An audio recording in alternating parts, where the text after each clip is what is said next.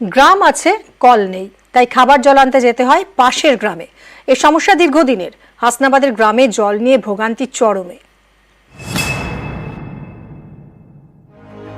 উত্তর 24 পরগনার হাসনাবাদ, এখানকার মাখালগাছা গ্রাম পঞ্চায়েতের মধ্যে কুলিয়াডাঙ্গা। এই এলাকায় প্রায় 100টি পরিবার থাকে, কিন্তু গ্রামে কোনো কলই নেই, তাই খাবার জল নিয়ে দুর্ভোগের এক শেষ। জল আনতে যেতে হয় সেই আমাদের আবাদ কুলিয়াডাঙ্গা থেকে চক কুলিয়াডাঙ্গা, মানে এখানে জল আনতে আসতে হয়। পঞ্চায়েতে জানানো হয়েছে, কিন্তু পঞ্চায়েতে কোনো রেসপন্স দেয়নি। আর একটা জলের কলের এই বসাচ্ছে পাইপ, কিন্তু এটা তো খাওয়া যাবে না টোটাল।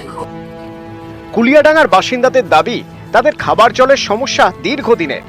জল আনতে যেতে হয় পাশের গ্রামে চক কুলিয়াডাঙ্গায়, সেটাও প্রায় 30 মিনিট হেঁটে। দুর্ভোগ বাড়ে গরমে, বর্ষায়। স্থানীয়দের দাবি, এ নিয়ে বারবার পঞ্চায়েত অফিসে জানিয়েও কাজ হয়নি, দুর্ভোগও কাটেনি, গ্রামে বসেনি কল। আমরা আবাদ কুলিয়াডাঙ্গা আছি, চক কুলিয়াডাঙ্গায় জল হেঁটে আনতে হয়, প্রায় 30-40 মিনিট পরে হেঁটে আনতে হয়। আপনারা কোনদিন পঞ্চায়েত? হ্যাঁ, জেনেছি, এখনো দেয়নি। অধিকাংশ জায়গায় আর্সেনিক যুক্ত পানীয় জল। মাখালগাছা জিপির সর্বত্রই পাইপ লাইনের কাজ করছে।